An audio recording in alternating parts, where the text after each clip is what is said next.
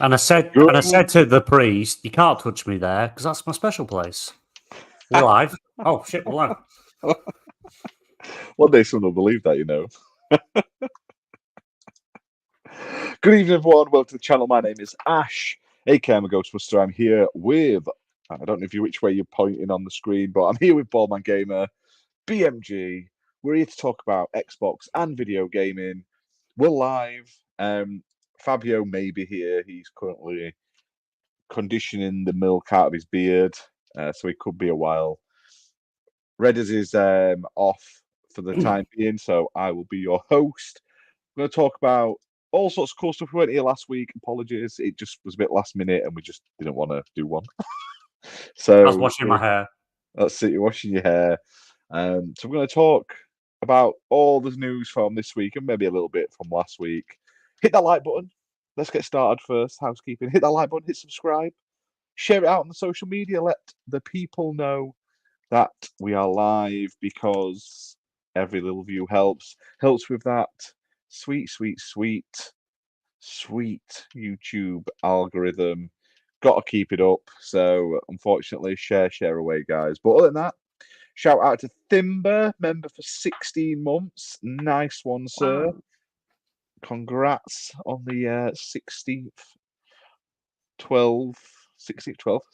full month of the calendar. I don't know.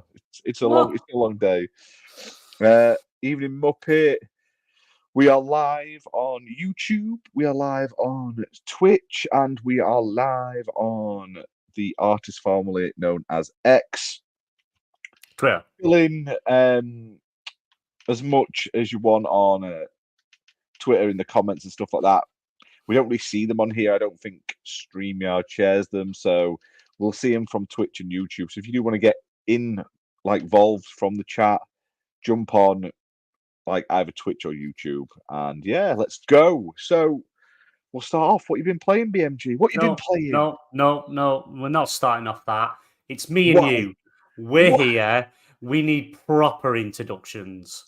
Not this farce thing that Red has brought back, where we're just like, oh, hello Ash, hello BMG, hello Fabio. Yeah, we're going to redo the whole show. We want proper introductions. So our host this evening, he is the Ghostbusting Games Reviewing OG Ambassador. I'm a Ghostbuster Ash. And I, his co-host, am the Destiny playing, force wielding, flicking heads, ripping them to shreds, BMG. There we go. That's what we needed. What did you ask me? I forgot what you asked. I can't remember now. That was great. Do you know what? Right, I've been watching a guy on YouTube, and he does freestyle rapping. He's amazing. He's like a British comedian. He does freestyle raps, and he does you can get personalized ones. I so want to have a personalized intro rap for the show, where he just takes the piss out of everyone. So I might have to splash some cash and do that, because that'd be amazing. It'd be worth it. Well, if Redders dies and he doesn't come back, then maybe I will. I can save a bit of money than not getting a line about Redders put in. Yeah, but I'm not gay. But if I have to show a bit of flesh, and if we have to get the hot tub out and the pony masks on, we'll do it. Yeah. We'll do it. I'm willing. 5 hours. That's good enough. Now, what have I been playing? That's what you asked me. Yeah, what have you been playing, good sir? Well, we played a bit of... We started Halo 5, because we've now finished the Master Chief Collection, and I deleted that shit off my hard drive, SSD drive as quick as possible, because it's just a stuttering mess, and it depressed me towards the end of it. But yeah, we started Halo 5. I don't even think we got past the first level, because we just kept dying. I think we was in the first level and we got to the second, but it all looked the same. No offense, guys. Halo 5 is shit. It looks nice, but it's bland in terms of enemies and environments so far. It plays better. It's definitely one of the better ones plays. Yeah, the controls. Yeah. Yeah, but other than that, I tested out the Starfield patch with the 60 frames, and it's really good. It's still the same game. I'm in New Game Plus, my first round. Looks good, plays good. All I've got to do is literally go to these different places, grab the artifacts, and then can go to the end again. So I'm like, do I really want to do that? But apparently, every time you do it, you get new armor, new different ship. I've got this really fancy ship. I tried banging that Sarah again, and she's just like, I don't know you. I don't know you. It's like, you did. We were married in previous life. She's like, I don't know you.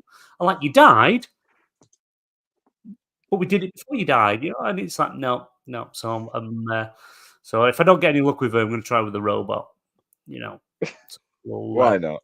Yeah, it's got pointy things. It's got all the distance that can be penetrated, I suppose. So we'll see how it goes with that. And Crime Boss Rock City dropped on PlayStation Plus Extra and Premium tiers.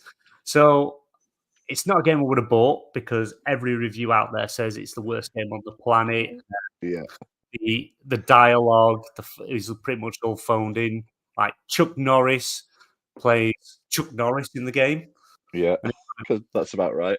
Yeah, and it's like his dialogue something like, "What we're gonna do? Yes, we will go and get them. Let's head there now." And it's like it just doesn't. And he's got this like Mexican. His partner. So he's a sheriff, and then he's got his detective partner, and his partner's like, "Oh, senor, yes, I think they go to the seaside, and we fall there."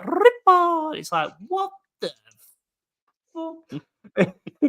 And, oh god, what's his name? I can't pronounce his name. The guy you play, the main character. He came out on stage at Summer Games Fest. What's his name? Michael Madsen, something like that. Yeah, he's been in hundreds of films. You would have seen he's played gangster films and all sorts. And it's like they've de-aged him.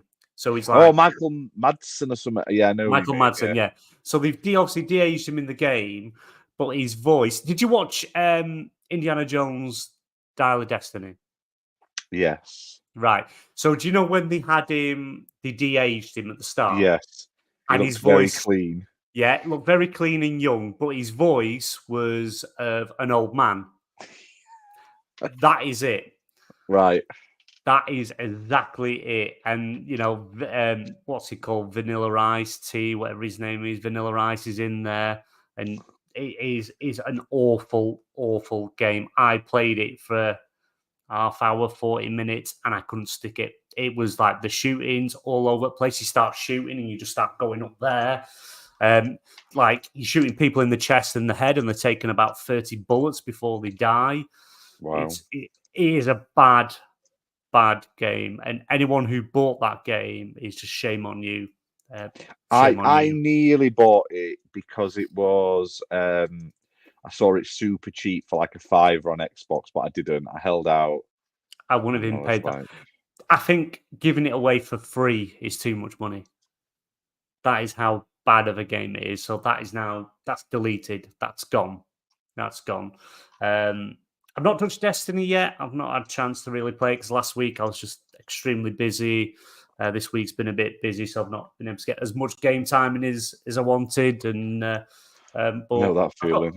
I've got some more I want to touch on. I've re-downloaded RoboCop. I'm going to give RoboCop another go, and see how we go with that, because apparently RoboCop moves faster than Senua does in Hellblade 2.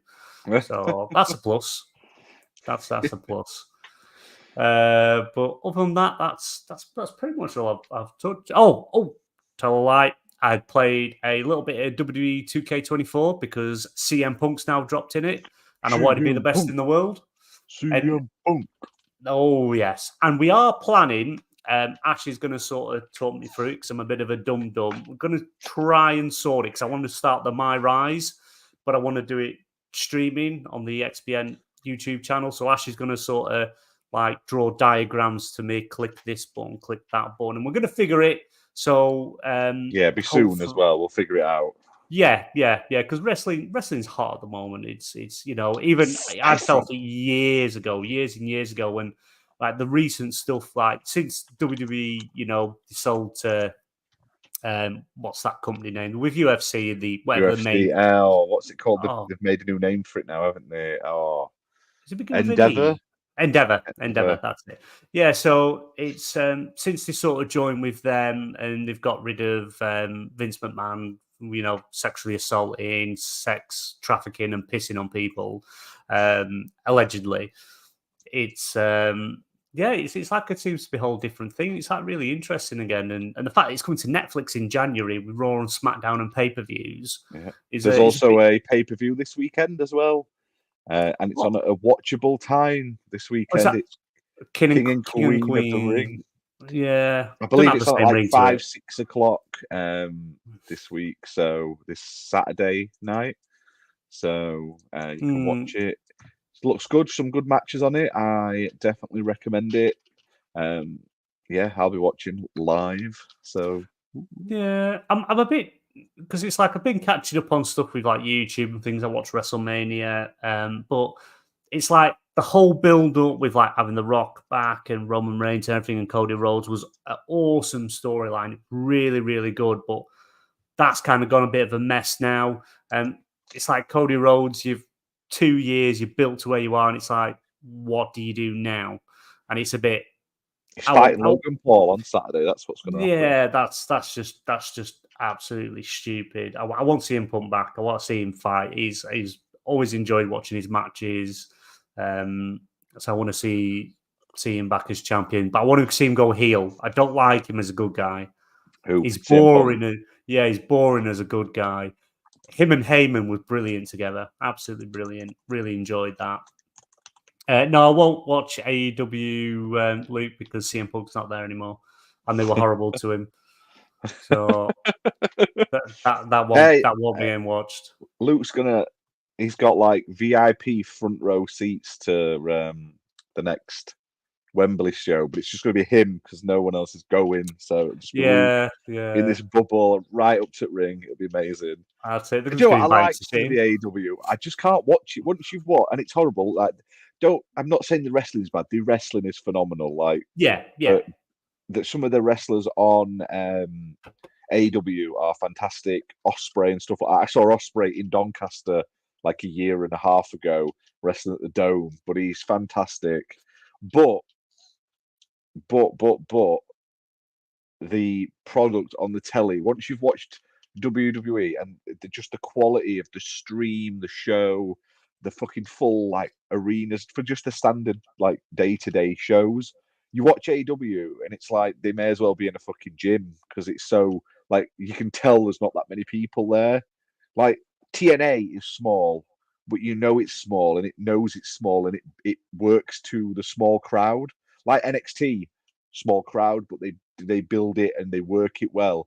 AEW was like booking big arenas, but not putting that many people in, so it feels empty. And I feel like as much as I love Taz and stuff like that, the only thing Taz in commentary is good for is Botchamania because he gets it wrong so much. I just watch Botchamania for the Taz outtakes. It's the best thing ever, where they're corpsing and stuff on each other. It's amazing. So the wrestling's great. I just don't like the presentation, and I don't like the Young Bucks either. Get them off the fucking telly. And Tony Khan.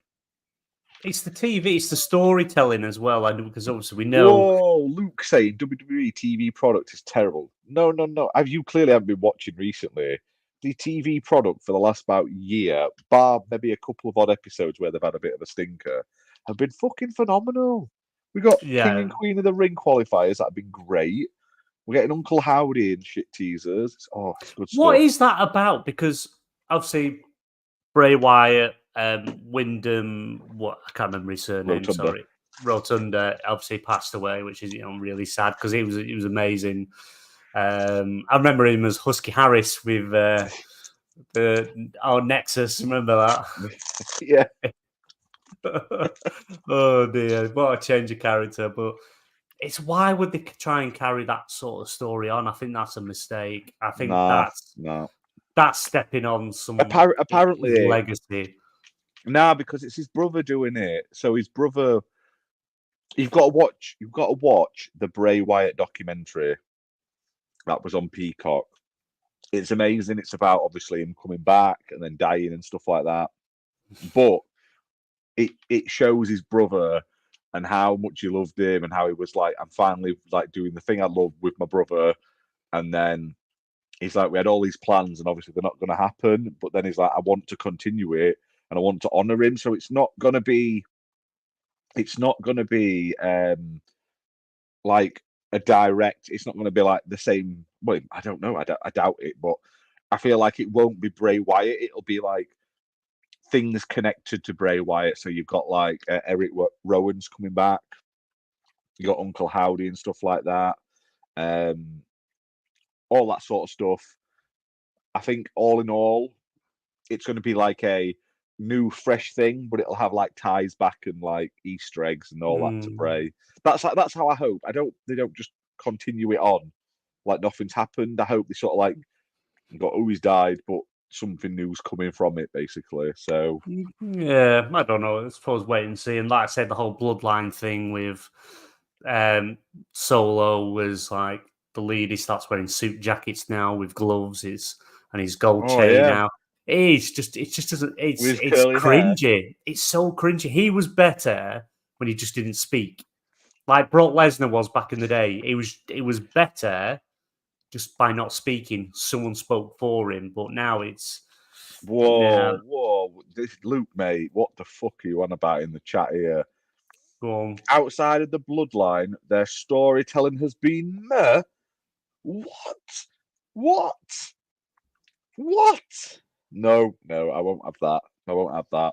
No, you're wrong. And you don't enjoy WWE commentary. I can see that some of the commentary is a bit naff, but like I can't stand AEW commentary. It's garbage. So Jim, in JR still in AEW. When they can wheel him out on fucking, unfortunately, like they like plug him back into like a power supply to keep him going for it, and they wheel him out to the ring, and he sits there and he's like, "By God!" Like it's a slobber knocker. He was teasing doing something with Jerry Lawler, wasn't he? Because Jerry Lawler's been let go from WWE. Yeah, been canned now after sitting at home. We can't have that many sex pests. Get rid of one. We'll get rid of all of them while we're here. So he was like Jimmy Savile of the wrestling world, but literally women, adult women.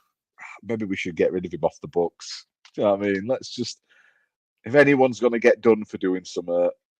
Yeah, but yeah, JR sort of pops up at like pay-per-views for like 2 matches. They fucking when they had him at Wembley, we were sat there, and this little in the middle of a match, this little golf cart drove down to near the ring with all the sides covered and parked up, and I'm like, who's that? Is someone going to come out and like sneak through the crowd, attack him?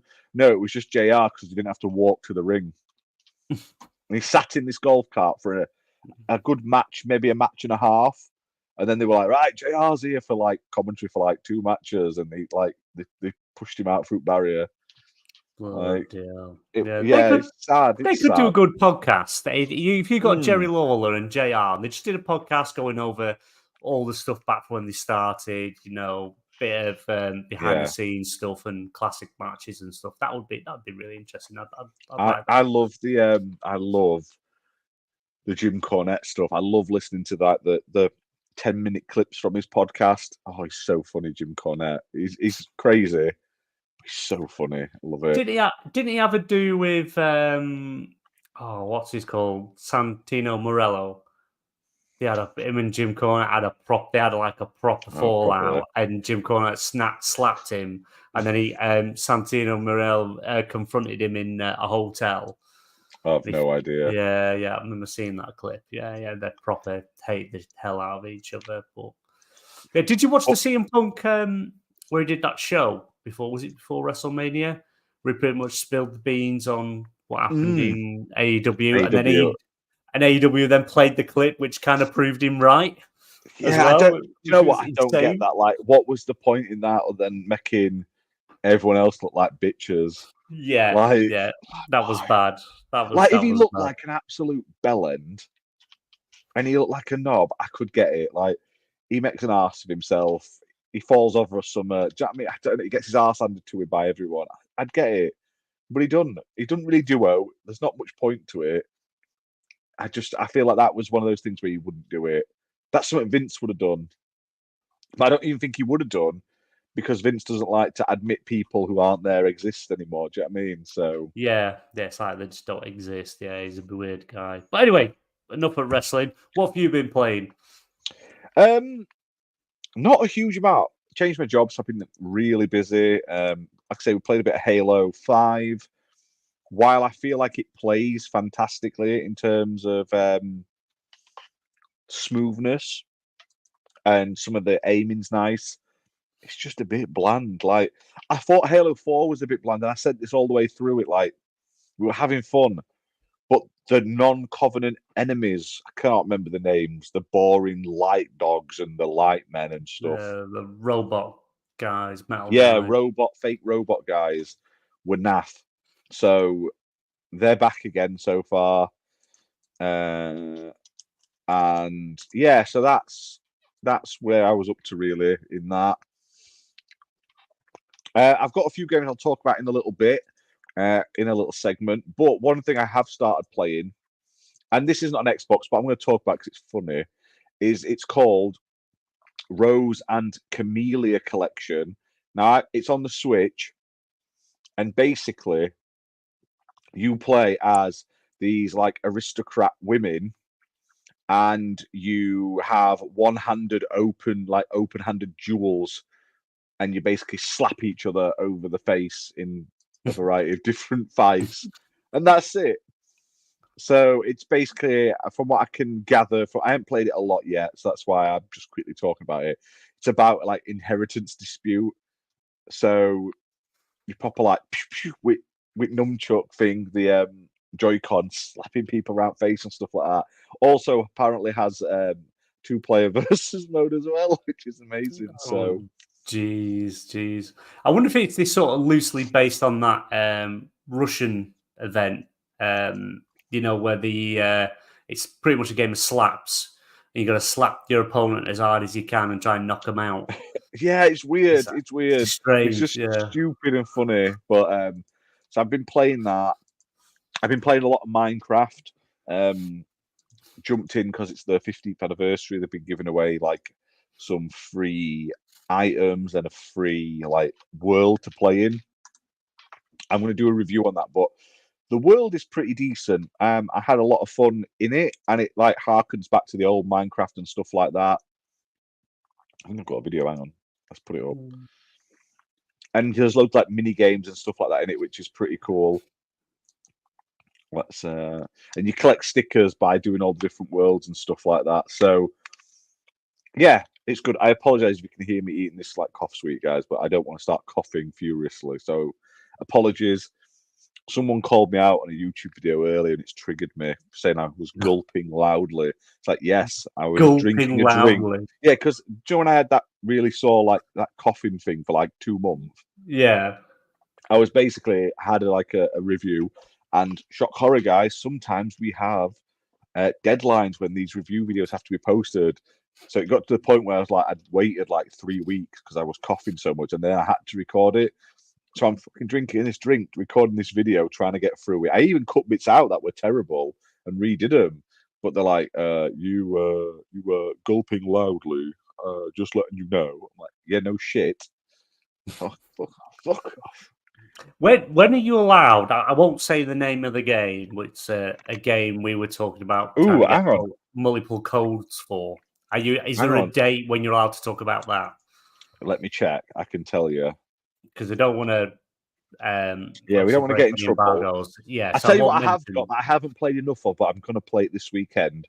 Crow Country as well. What an awesome game! It's like PS1.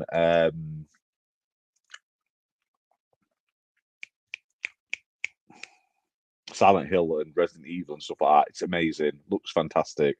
So I'm really looking forward to playing that.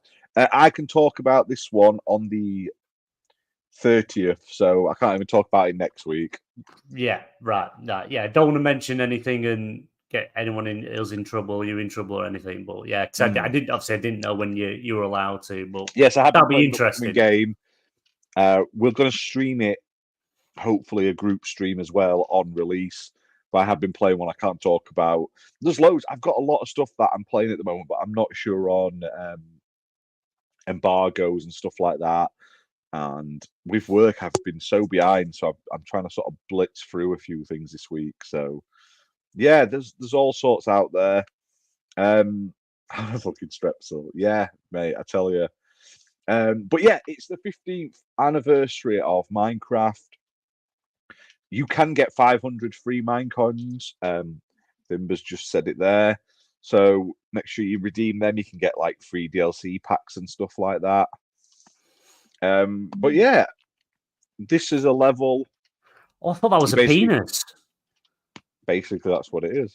It was when it was like, yeah, I had to look there. So it's like, what the fuck? It's all put a penis in Minecraft. And But yeah, so you go through. That is a penis. That was a penis. That is well and truly. And you do a load of random little mini games and stuff like that, basically. It's quite good. It's quite buggy, though. Some of the mini games didn't work right and stuff. So, yeah, I've been enjoying it. There's a lot of free items if you're a Minecraft fan. Go on. Just go into the marketplace, save them all for free. There's one every day for like 15 days. I think they're on like day 5 or 6 now, which is cool. Yeah, it's Minecraft. It's all right. I've been playing. What's this world this what we're seeing now? What is this? Is it like a hub world where everyone's No, so there's a hub world with like a big cake in the middle, and then it goes into like 6 little mini worlds. This is one of them. This is like the old Minecraft. So in this, and you have to collect stickers. Like that thing on the side, there's a sticker right in front of me. And you have to collect these for this scrapbook by completing them and finding them and stuff like that. This one is based on like alpha Minecraft. So there's a mini game in this where you switch between the alpha graphics and the modern graphics in order to progress, basically. And then there's some for like all the new things they added over the time. Like they added the nether, they added like underwater and stuff like that. Exploration update. It's Minecraft fans will enjoy it. If you're not a Minecraft fan, you probably won't. But I've been playing through a lot of the DLCs. I've also got the new Universal DLC, where you go around the Universal theme park and go on the rides and stuff like that. That's fun. So I played about an hour of it last night. We didn't get far. We went to King Kong, Skull Island ride, and on the Jurassic World ride, which is awesome because it really reminds me of going to the theme parks back in the day. And you can go in the shops and the restaurants and stuff like that. So yeah, there's a load of cool DLCs on Minecraft, and this is one that's absolutely free. So I recommend picking it up if you are a fan of La Minecraft. Here you go. You can see us switching in between the different graphic styles as we're playing, basically. It looks the same. What's different? Now this is modern, right? It's not a massive difference. They're still blocks, and then that's the retro one. Ooh, yeah. You can see the difference there. I want to get the SpongeBob one. I've got a few I'm playing through. So I've been playing through, like I said, the Universal one. I've got what else have I got? I've got the Batman one. I've got Angry Birds, Ice Age, a load of them I want to sit and play through, basically. So I'm trying to sort of fast forward and see if there's any other things to do. Is that meant to be a chicken? That's chicken, yeah. Have you never played Minecraft? No, because I'm not like 8 years old. Biggest game in the world. Biggest game in the world. Do you know what? What was that? That's a sniffler thing. It sniffs things. Oh my god. So is it like a shared world? It's all a shared world, so you've got other people playing. No, you can invite friends. There's no one in that one while you're playing unless you invite people. So you can play it co-op, you can play it solo. It doesn't really matter. Right. Okay. Yeah, there's also a Sonic DLC where you can play a Sonic and stuff. No, just thank for you. No, thank you. There you go. No, We got to the party. Yeah, I think they're having epileptic fits. What's going on with them? Bloody hell. And then you come back out, and then you get a sticker and you move on. Basically, that's how it works. So you're just collecting stickers. That's the point. But yeah, by finishing mini games and exploring and stuff like that, you feel that's the objective, I would say. But it's like an interactive museum of Minecraft. So I'll do a full review when I finished it. But it crashed the other day and it annoyed me, so I stopped playing. It got to a point where like the mini game froze and you couldn't get out the mini game and you couldn't do anything. So I was like, right, let's go play the Universal one and go on the rides and stuff like that instead. And that was that. So yeah, there you go, Minecraft guys. Go play it. Like I say, biggest game in the world, celebrating 15 years. It's one of the few things Microsoft haven't ruined, apparently. So they're doing well. So yeah, it probably has something to do with some of the clauses where they can't really touch them. Apparently, it's gonna get that Copilot AI as well. That was one of the Microsoft have put in Copilot into their Xbox and PC games going forward in the future, where you can ask for guidance. And the first one that's getting it is Minecraft. So you can basically be like, yo, computer, how do I craft, I don't know, a hunting bow or something like that? And it'll sort of tell you, which I think that is a good idea. Do you know what I mean? But I don't think it'll be great for everything. It kind of reminds me, do you know what was done on PlayStation, where those hints videos? Yeah, they've got the cards. If you're with PlayStation Plus, you click the PlayStation button and it'll give you like hints and like videos to show you how to do things and stuff like that. But you'll basically be asking AI what to do. So whether it's right or not is another matter, but it may help. Yeah, but PlayStation are doing away with it. They're actually getting rid of it. That's because no one uses it, I don't think. No, it's more annoying than anything else. It's like I've looked at it like for a hint for a game, but it doesn't really give you a hint. It just says, I think you should go over here, and then shows you a little picture of an area, and you're like, well, where the fuck's that area? I don't know where that is. I won't be clicking here, asking where it is, if I knew where it was. It's stupid, absolutely stupid. Well, yeah, so it's a feature they need to rid of. But I don't know how that AI co-pilot thing is going to work well with Xbox. I don't think it's going to integrate very well, but we'll see. Maybe it'll play the game for you, so you can just sit there and watch. Do you know what?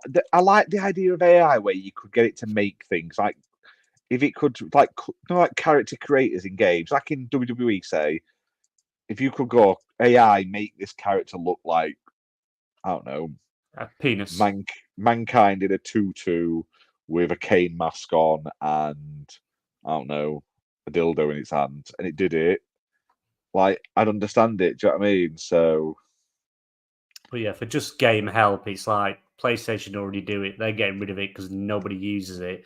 I can't see anyone really using it on Xbox consoles. They're going to spend a lot of money incorporating it, and it's just going to be a waste. They could have kept Tango Gameworks open instead of doing this. Yeah. I still don't get that. I'm glad Fabio's not here because you'd just repeat the same fucking argument again. I think, to be fair, because obviously we've had more time to process it, think about it, and things like that, I can sort of, in a way now, sort of understand, because like Ninja Theory, their next game, because obviously people like, oh, Ninja Theory is going to go. I think I even said Ninja Theory is probably going to go because it's going to be years before they do another game. But their next game's already been greenlit. And the more you thought about it, it's like Tango Gameworks. I can understand why the others were closed and integrated into others. I understand that. But Tango, it's like they're completely in a different country, nowhere near any other studios. They can't really support studios. So it's like, I think it was I can't remember what I was which podcast I was listening to, but they were sort of saying it's like from information they've got on from the inside is where so you've got a studio working on a game, so you've got teams on these games, but it's like between like certain parts or once so many have finished their part, they then help another Xbox studio out on with part of their game, kind of like Toys for Bob with Call of Duty. You know, they finished their last game and then they would just put on the Call of Duty cog, and same sort of thing. But the more you think about it, it's like, right, Tango Gameworks, it's in Japan. Yeah, it's your only Japan studio. It's a shame to let it go, but it's like, right, it's going to be many, many years before you bring out another game. It's going to cost X amount of billion, plus you're going to need to hire more staff. And it's like, in the meantime, you can't really help any of the other studios.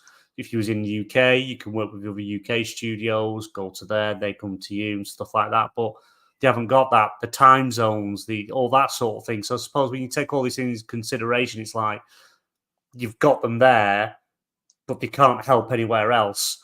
You can't have X amount on a project and the rest helping with another game. So you're from that other studio that you're hiring more to help with that game instead of just using your internal studios to help between projects. So you don't have to get contractors in. So I sort of look at it. Yeah, it's still a shame, and I wish they didn't let them go because it was their foothold in Japan. But now no Japanese studio is going to sell to them because of it. Because it's like, look what you've done with that one. Why would we trust you with any of our cultural teams? But yeah, I can sort of see, apart from them working on whatever game they're working on, they can't help out anywhere else because they're not with any other studios. It'd be different if they had 4, 5, 6 studios, whatever, in Japan. And Tango Gameworks would have probably stayed open because staff could have gone between to help on other games to get speed up on other projects. But they were kind of out there on their own. And yeah, I know Hi-Fi Rush, they said it did really well. It was like the game that they wanted and everything like that. And I know there's the argument it didn't make money because it was in Game Pass and things like that. But Microsoft is a corporation. They're about making money. If that studio was making a lot of money, they wouldn't have shut it down. Yeah. So it's like behind the scenes stuff that we don't know how were actual things. How much did Hi-Fi Rush cost? And what returns have they actually seen on it? What sort of, Game Pass numbers and that did it come out in the end? What did he do on PlayStation? And, there's all the other things to consider of behind the scenes stuff, the business side of it. Was it worth keeping? Was Japan government taxing them an absolute fortune because they didn't want an American team there? Did they own the building? Was it all leased? Was it, there's all these different factors that we can't consider. And like say I know, Finn was saying, Ninja Theory is doing Project Mara. And but they have got another game greenlit anyway. Project Mara, I think that just seems to have disappeared off the face of the planet. I think that's like, how do you even sell that? Do you know what I mean? So I feel like Project Mara is going to be more of a tech demo for something in the future. Do you know what I mean? Yeah, definitely. But another thing going for Ninja Theory, they have one of the most state-of-the-art motion capture studios on the planet. They're like right up there. They're probably, it wouldn't surprise me if they're like number one for they've got literally the latest, highest, most expensive tech going that Ninja Theory own, Microsoft own. So it's like the stuff they can do, they can use, other studios can come and use it. They can help out with motion capture. So I think Ninja Theory are quite safe because I know I said myself, I think they're probably next going to go. It's going to be years before we see out from them. But between working on their projects, they might have staff helping other teams doing motion capture stuff and things like that. So yeah, it is a shame, but I can sort of now look at it objectively and think, well, I can sort of understand from a business point of view why it makes sense to cut your losses there because one, it's not making enough money, or always going to be going to cost X amount more than it should to make the next game, plus all the countries, taxes and stuff like that, and the fact that they can't really support other studios because they're the one studio in Japan. And is it Jill Summit? I can't remember. She's kind of like running Bethesda software, Right, yeah. ZeniMax. She said they were at the point where they were about to topple over. What she exactly meant by that, not 100%, but by the sounds of it, it was they had to make cuts there to sort of balance things out. And they're not going to touch anything Todd Howard's passionate about. Bethesda Softworks ain't going to get touched. Your Fallout 76, your Elder Scrolls Online, none of that's going to get touched. You're not going to touch id Software because of the id Tech engine and stuff like that and what they do. So it's hard. You have to look at where they're going to save the most money because, like, I can't remember if we discussed it on the last show or not. It's like Microsoft, Xbox and Microsoft with this small little thing out the way that shareholders didn't care about. The CEO nobody cared about it. And even when Phil Spencer, talked Satya Nadella on the Game Pass subscription and all that, still they didn't care about it. But then the amount of money they just spent, this big, huge game, the franchise they've just got, which is literally a money maker. It's like they've caught the eye of all shareholders. They've caught the eye of, the top wigs at Microsoft. And it's like, we should be making the most money. Hence why the red line isn't there anymore to get games on all of the platforms. It's all about making money. And that's what about. Satya Nadella has even said himself in interviews, he doesn't like exclusivity. He likes games to be everywhere, not just so people enjoy them. It's more about people buying them, spending money in them to make money. So they've Xbox have kind of put themselves under that spotlight, and hard decisions have to be made. They have to cut costs and make more money, and that's what business is. And sometimes jobs are lost, games are cancelled, studios are closed. It's just the way it is. There's not much you can do. Yeah. It sucks. It sucks. Big balls. It sucks. Penis. Oh, always sad, isn't it? Always sad. But hey, Activision's opening more studios, so you get even more Call of Duty guys. Yeah. Oh, yeah. What is it? A triple A new IP? Was it Elsewhere? Elsewhere Studios? Elsewhere or Elseworld Studios, yeah. What a weird time to do that just after, like, getting rid of all those studios going, oh, we've got a new one. I wonder though if it's a matter of they've spun up a new studio. I'm assuming it's going to be a remote studio, maybe. And they're just using a lot of staff they've got and moving them over to this new studio rather than hiring. Because if they were hiring, I'm sure we would have seen, journalists and things like that, Jez Corden, Jeff Grubb, played people like that, Tom Warren, Tom Henderson. We would have seen all posts saying all these jobs are being advertised for Activision, and there's been nothing like that. So I'm wondering if they're not hiring, so they're not taking on more staff. They're just kind of moving people around. Maybe, they've created a studio, and now they just move staff from different studios, different departments into that. I'm assuming that's sort of the route they've gone, because, as you say, why would you get rid of all these studios, these beloved franchises and things like that, to literally make another studio? It's like, but it is like that, face, isn't it? Yeah. Chucking a bit of dirt in the eye of the people on the way out the door. Phil Spencer is like over the doorway, teabagging each one as they walk out. Teabag. But yeah. So they're working on a AAA IP. What it's going to be years before we even know anything, because Activision, apart from Call of Duty, everything else takes years to do anything with. So I suppose it's just a wait and see. But we are getting the last update of Redfall, though.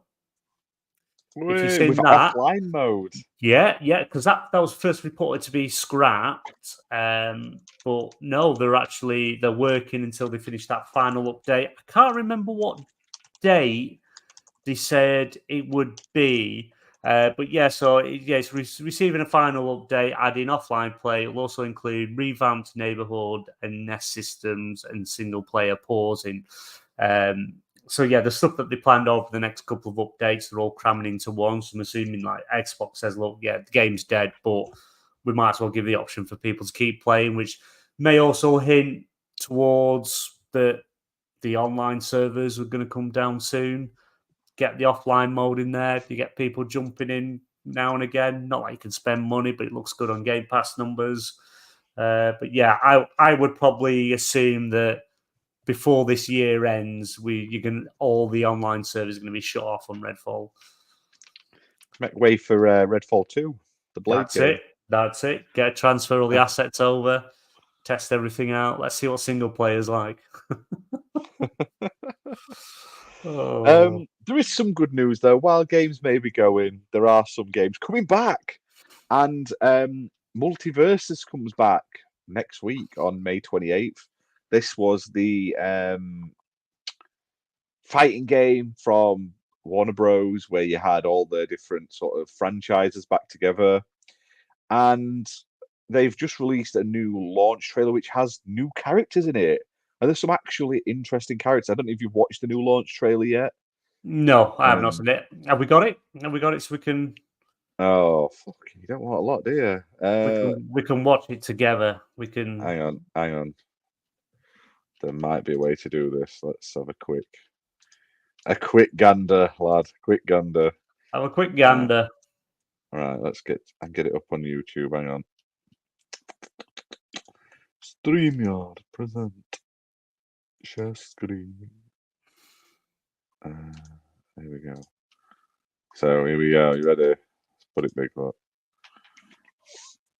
So I'm not put the sound on, obviously, so Warner Bros. Will probably have us. But yeah, so there's a few new characters. Yeah, but he was in it originally. There's Daphne. Sass. Firing sass for some reason. I don't ever remember Daphne doing sass. But here you go. You get Joker. Yeah, but this is new, and it's voiced by Mark Hamill, which is interesting. Which I thought he'd retired and he didn't want to come back without. Yeah, he did say Kevin that. Yeah, Conroy. Yeah, but didn't Kevin Conroy do voice work in this? He may have done. Maybe this has been recorded before the game came out previously. So I'll stand by and say that's not too ironic. But yeah, so there's a few. It's coming out soon. There's also some perks for returning players. What the hell's that? I have no idea. Marvin the Martian. Oh, I know the Martian. Yeah, I know the Martian, but I don't know what that rat thing is. So let's just have a quick gander. What is it? The electrical gun do not fire. Pew pew pew. I'm looking forward to this. I enjoyed this when it came out. It just was. Gremlins. Yeah, they were in as well previously. There just wasn't a lot of updates and not enough to warrant it, basically. So I'm looking forward. Come on, show us the new characters.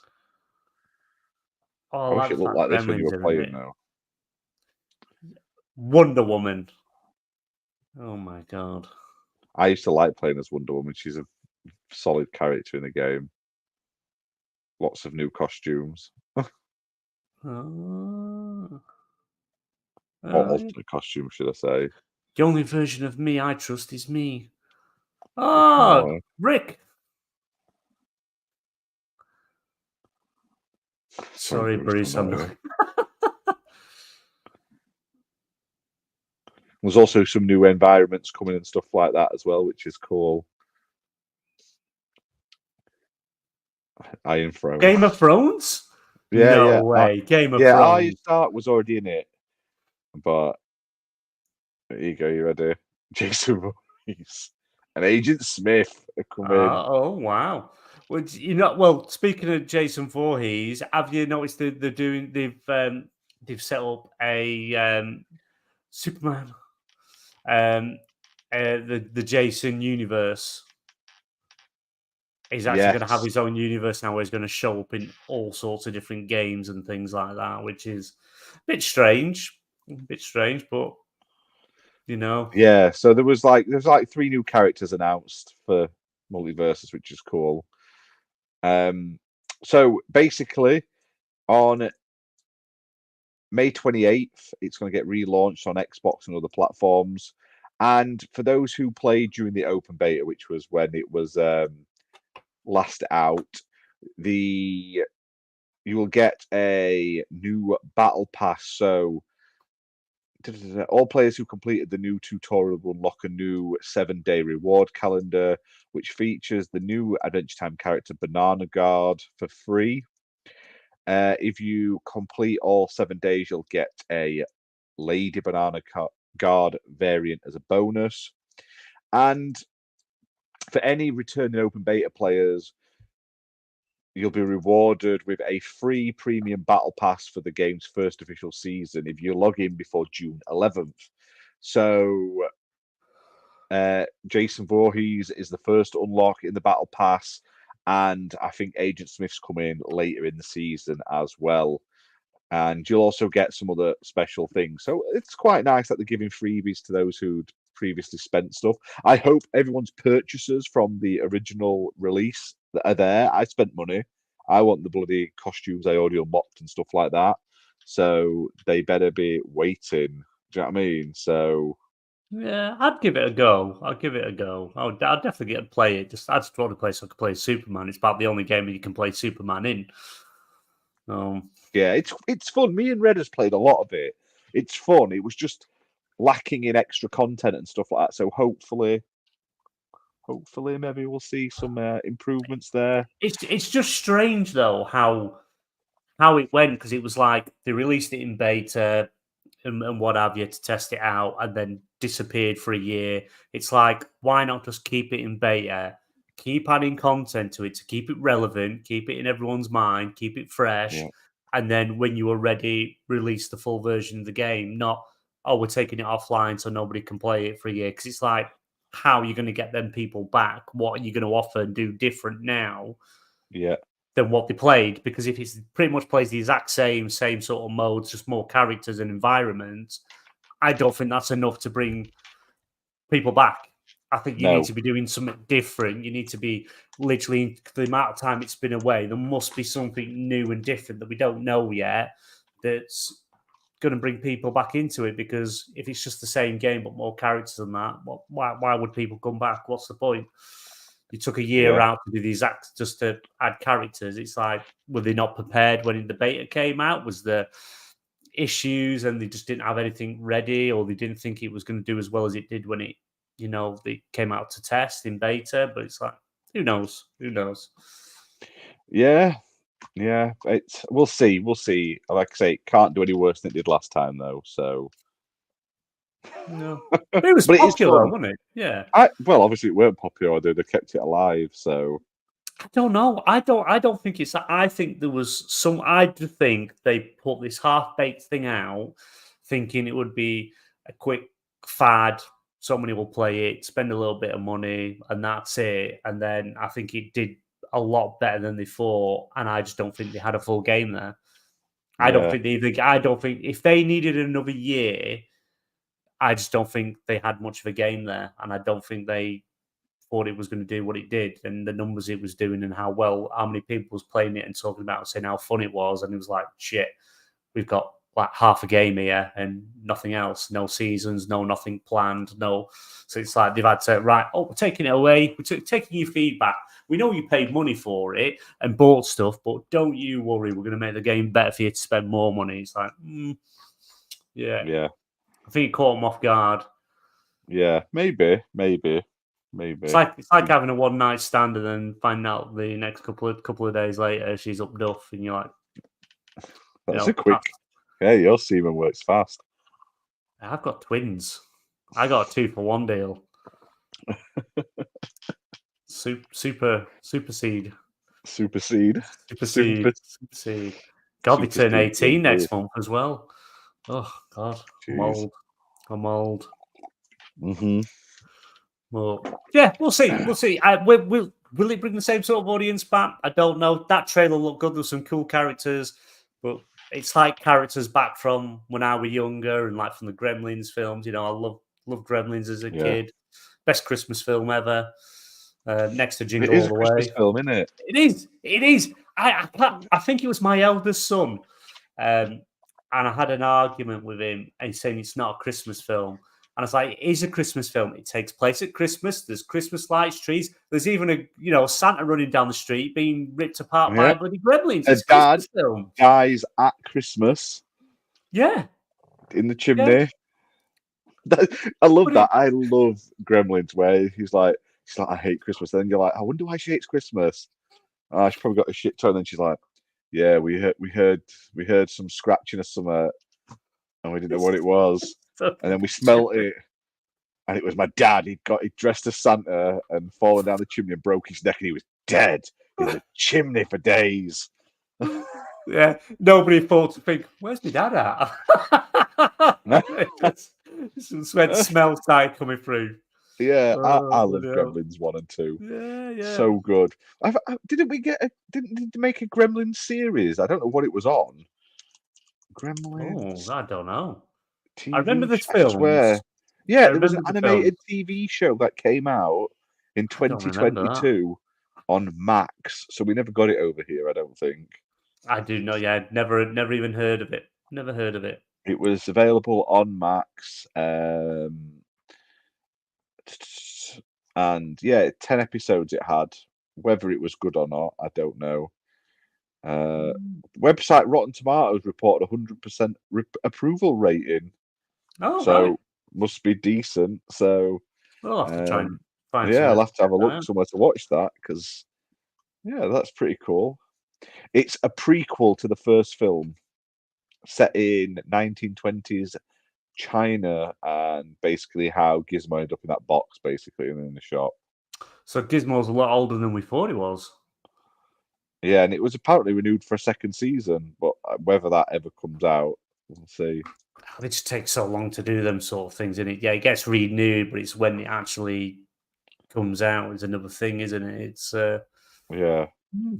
I might have to check that out. So love that. It's got the guy who plays Billy voicing it as well. So yeah. See, I remember as a kid when I loved Gremlins, and I had a Mogwai, and he pulled the zip down at the back, turned it inside out, and it turned into this big blue. I don't know why it was blue, but it was big blue gremlin with the mohawk. Oh, it was so cool. I love that teddy. I miss that teddy. There you go. Look, Muppet says Gremlins is an Xmas film. So it is correct. It is. It's like Die Hard. The amount of people argue with me that Die Hard's not a Christmas film. It takes place at Christmas, at a Christmas party. Yeah. He even writes "ho ho ho" on some guy's top, and now he's got a gun. It's a Christmas film. I know Bruce Willis would before he. I know he can't talk or anything anymore. He's like sits in a chair drooling, which is so sad because I love Bruce Willis. But isn't he a dickhead though? Apparently in real life, he's not anything now. His wife keeps doing videos saying, "Say hello, Bruce," and he goes.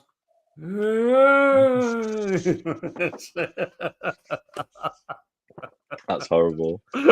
It is, but it's. He even said he did. I watched his roast because they do that, like them American things where they roast different actors and over time and stuff. Yeah. And they roasted Bruce Willis, and he said it's not a goddamn fucking Christmas film. It's like it is. It is a Christmas film. It takes place at Christmas. A Christmas film is a film that takes place at Christmas. Don't matter if it's a horror or anything like that. If it's at Christmas, it's a Christmas film. Not everything has to be happy. Poor Bruce Willis. Have you? Well, I'm going to loop back into wrestling. Have you seen the Christmas movie where Goldberg plays Santa, but he's actually Satan, and he's basically he was forced to deliver presents to like repay his sins for so many years, and then eventually it ran out. So now he just goes on killing people again. I have heard of this film, but I haven't watched it. I have heard of it though. I can't remember what it's called now. It's like Jingle Slay or something like that. Goldberg Christmas movie. It's called Santa's Sleigh. Everyone should watch it. It's a classic Christmas movie full of death and murder. It's great. Sounds good. Sounds good. Sounds it's what we need more at Christmas, more death and murder. That's it. Yeah, let's do it. I mean, I love it. I love a good cheesy Christmas film. Netflix has got me covered nowadays. Netflix has got so much cheese on there for Christmas. It's great. I'm waiting on Kurt Russell's new one. He better do another. I need the third. Yeah, he said he was doing the third one. When it comes out, no, I don't know.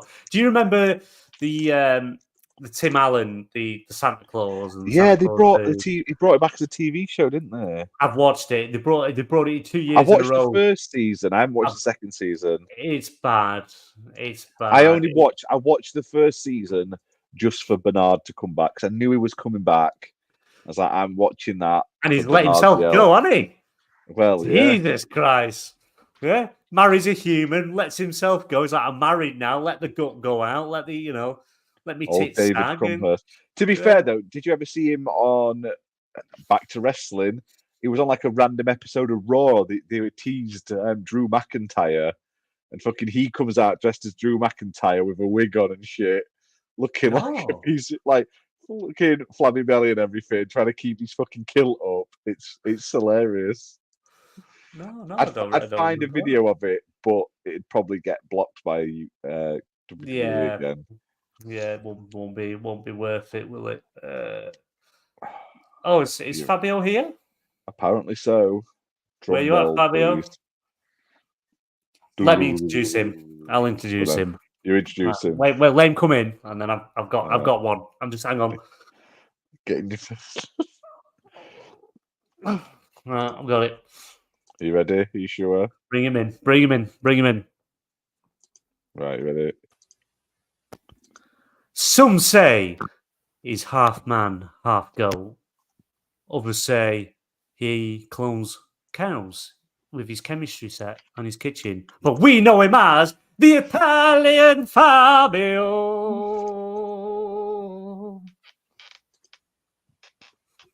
Hi, Fabio. Okay, so how long did it take for you to rehearse that? I just made it up now. I just came into my head. I just thought goats, Fabio, cows, chemistry set. Goes together like chalk and cheese.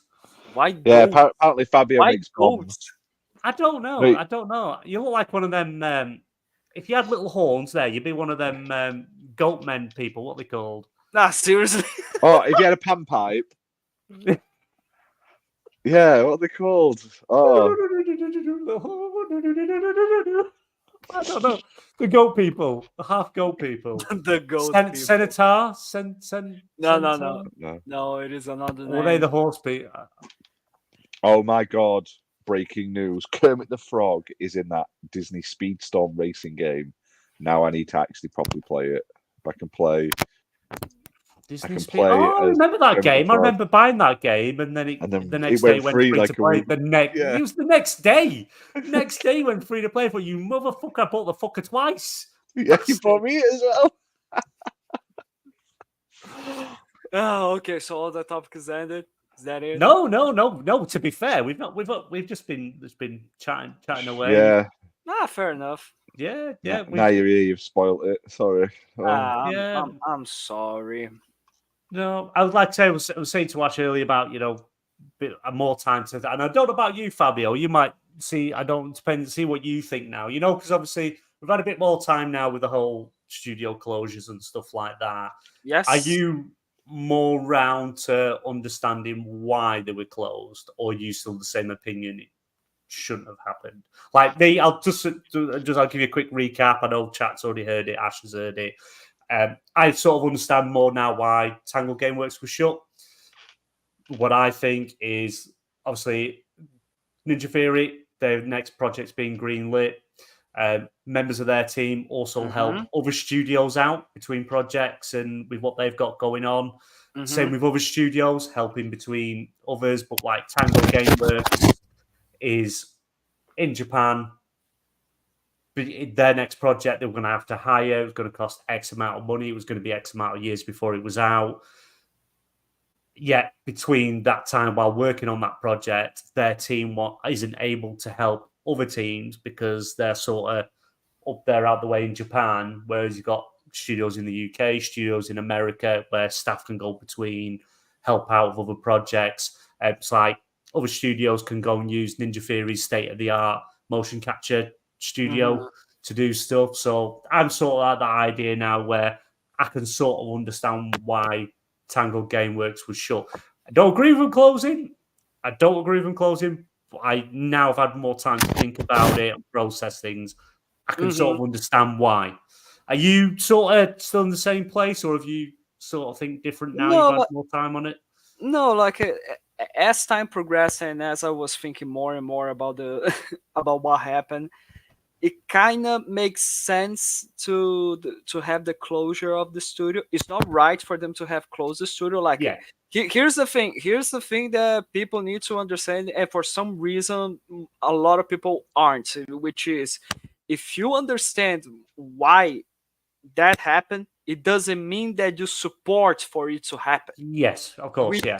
None of us here are happy that Tango Gameworks was shut it down. Okay, we are not happy about that, of course. No, but when you put it like that, using your arguments, which I didn't think about it honestly, but like also think about the facts that, like, for example, Ninja Theory lost Tamin Antoniades. I don't know what is his exact name. He was the founder, one of the founders of Ninja Theory. He was there during the Microsoft acquisition. He worked on Hellblade 2, like almost to the end.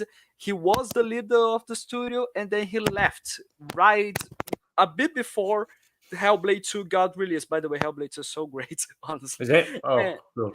Yeah, like if you enjoy the first game, you will really enjoy this second one. If you didn't enjoy, yeah, it's not going to be for you, honestly. But it looks amazing and sounds amazing. But like this guy, he was on Ninja Theory, and then right after that, who became the leader of Ninja Theory? Don Matthews. So Ninja Theory has other projects and has also like a studio head, someone that is going to be in charge of it. While Tango, after Shinji Mikami left, who was the studio head? Who was taking care of everything? Who was the guy in charge there? As well as, like, I think that Aaron Greenberg kind of fucking lied to us in terms of what he said during that Twitter comment, which was Hi-Fi Rush, like, was really good in every single metric that we could imagine. And when you start to think about it and you see like the amount of players that he had and how well it sold also on PlayStation, it wasn't a commercial success. Like, I'm starting to consider that it wasn't that much of a commercial success for their eyes. Like, of course, it is a small game, but it is a small game that took 4 years to be developed. Yeah, I don't think Hi-Fi Rush had anything to do with it closing. I don't think that. See, Aaron Greenberg, he wouldn't have been privy to and like upper management stuff because he's like marketing. Even like Thimba says in chat, I don't actually think Tango had a full-on top person at the time because obviously Shinji Mikami left, and there was no one there. Yeah, so maybe they just went, well, actually, there's no one really in the right role for that role here. Mm-hmm. And like, if we take into consideration that like the Evil Within, both games, for what I know, none of them ended up good commercially. None of them sold well. I don't know about Ghostwire Tokyo if did bad. It didn't do well. Did bad so when you have a studio that has every single project that, even though they are good, even though the games are good, they are not selling well, they are not doing well, you kind of understand a little bit why they did it, but you don't agree with it because like you lost a pretty good studio that do great games and that has a lot of talents for you to exploit there. And the foothold in Japan.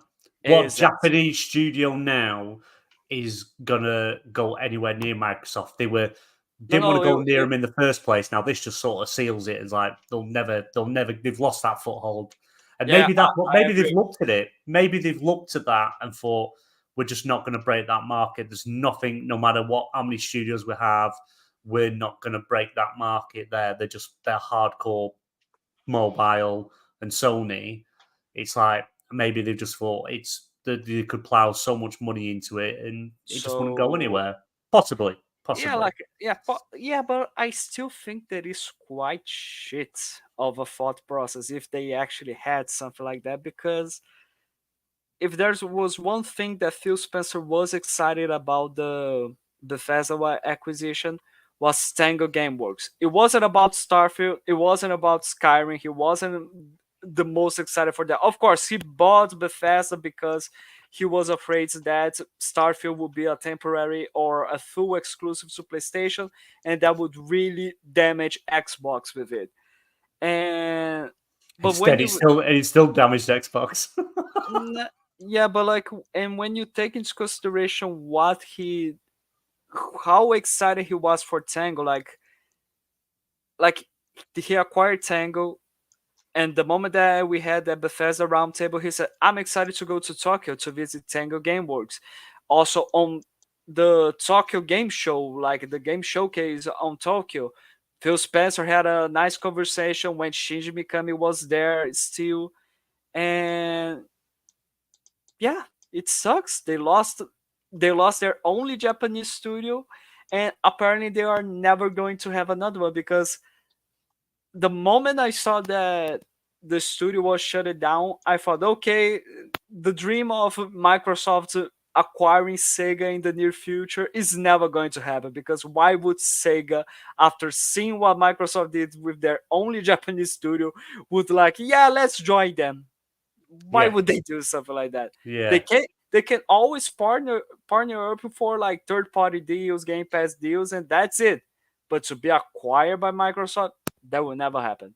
No Japanese studio is going to be doing that. No, you've sort of now you've lost that foothold. That 1 foot you had in the door's now gone.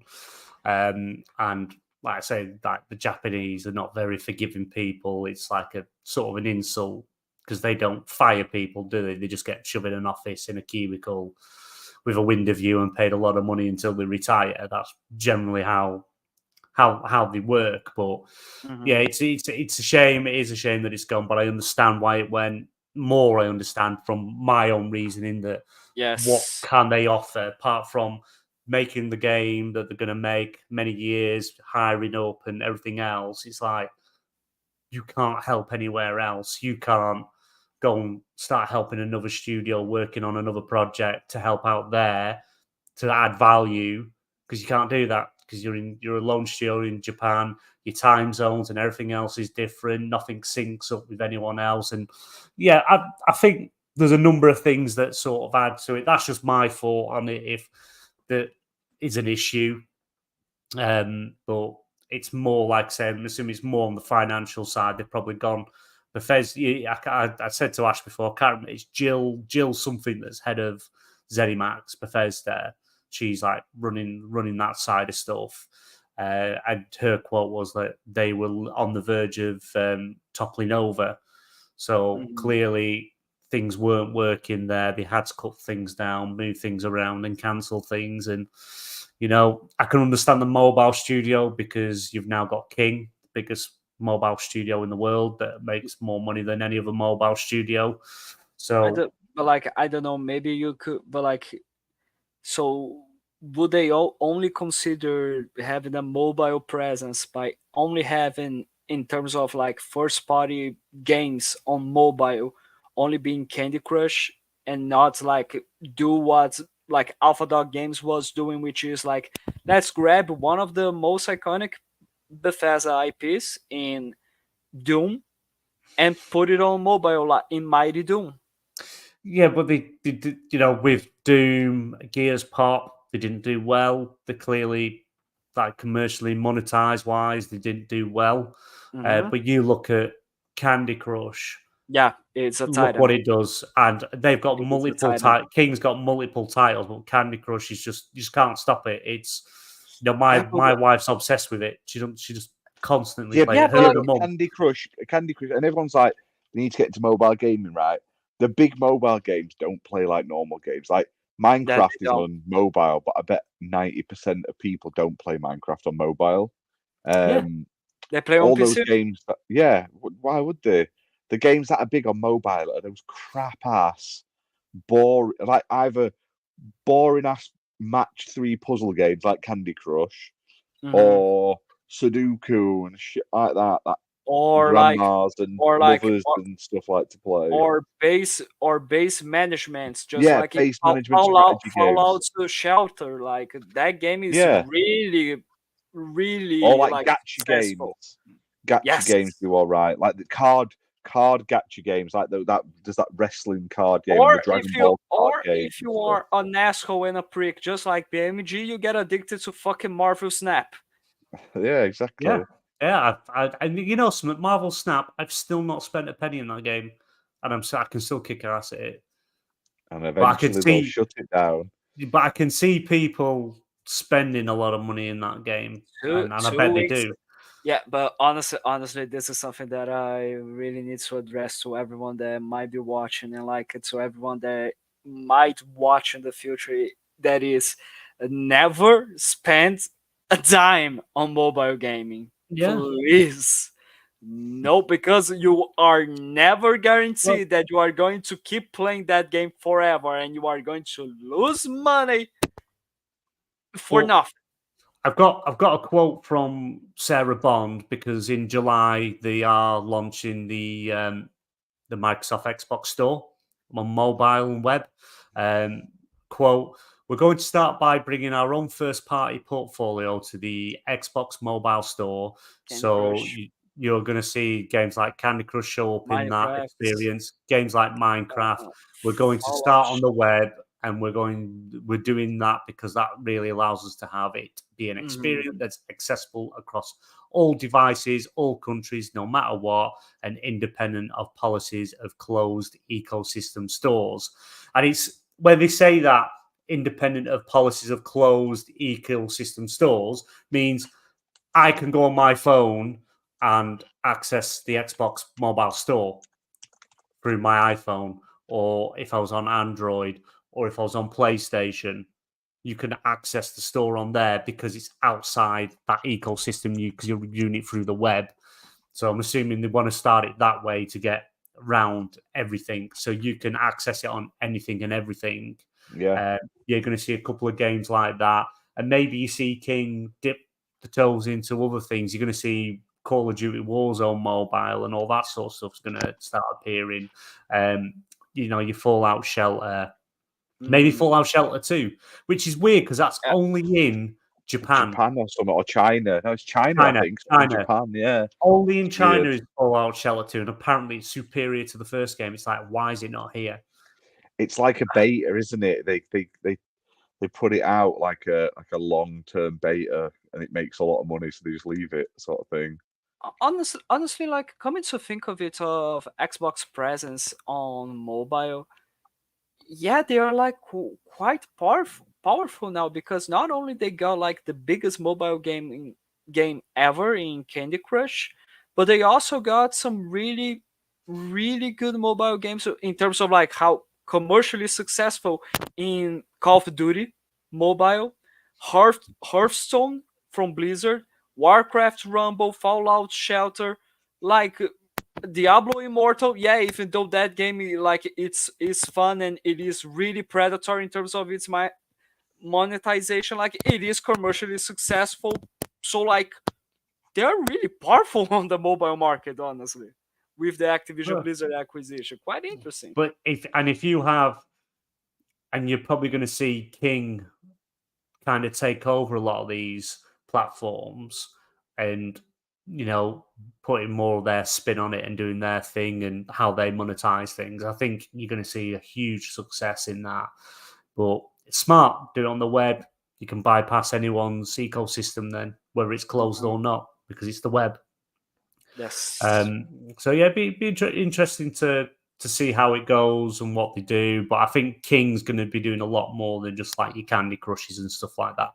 It wouldn't surprise me if they end up spinning up another team that's going to work on more first-party IP games, like in a mobile fashion. You know, it wouldn't surprise me if we have like a Candy Crush version of Halo and Gears and things like that coming down the line. They did try. King did try to make a Crash Bandicoot mobile game that didn't work out. Didn't work out. The servers were shut it down. It was what, Crash on the Run? Is that the name of it? I don't remember. It's just endless fun, wasn't it? And like it just ended out of the sudden. So apparently, I don't know. Like hopefully, King can manage to make another game that is like good, or that is at least as successful, or like successful to a fraction of what is Candy Crush. It's never going to beat Candy Crush because that is like the titan of mobile. It's no never mobile going to game is. like I think the only game that might get close to it is if Epic Games decides to put Fortnite on mobile, honestly. But it is on mobile. It is. Yeah, it's banned on iPhone. It's banned on iPhone. No, I think it's back now. I think it's been. Oh, is it it's back? I think so. It's been there for ages. Yeah, but no, nothing's going to touch King because King it hits outside what we us being gamers. It's outside of gamers. It's housewives, grandmas, and everything else. It's like, as I said, my wife, her mum, they're just constantly on it, constantly playing it, sending each other lives. You know, buying this, buying that. They're obsessed with it. I think my wife's on like level 4,000 and something. It's insane. God damn. My wife plays that Cats and Soup, where you just got cats making things. It's weird. That's a King game? No, it's not a King game. It's Neo Wiz or something, but same shit, just weird. Not really anything to it, just clicking. Yeah, it's just insane how these simple games that to us not that good, look boring, just grabs everyone outside that ecosystem, people that aren't into games. It's like when I tell my wife she's an Xbox gamer now, she hasn't got a clue what I'm on about. She's like, I don't have an Xbox. It's like, you don't, but you do. You're playing an Xbox game, and she's like, it's not an Xbox game, it's a candy game. So she doesn't even know, what King and all that is, and understand that, and who owns it and what it's a part of. She's like, doesn't understand that. It's just the game she sits and plays. Yes, it is colorful and addicting. That's what matters. Yeah. So, yeah, it works. And one thing that continuing going to the topic of the studio closures, like, and going specifically to Tango once again, like, there's a lot of people that are over and over saying that we are never, ever, ever going to see like Hi-Fi Rush or The Evil Within again. I mean, honestly, you never know. Microsoft and Xbox continues to own those IPs, and the same way as like Lionhead Studios got shut it down, and here we are now getting a new Fable from Playground Games. Like, there's always a possibility that The Evil Within or Hi-Fi Rush is going to be back. And if they actually manage to do something like that with a Japanese studio, I'm going to be really surprised, because their reputation right now in Japan, like, it has gone really bad, in my opinion, after what just happened. But yeah, I think that there is always a chance for The Evil Within and Hi-Fi Rush to be back, but not anytime soon. No. Just like it wasn't like a new Fable was not announced 2 years after the Lionhead Studio shut down.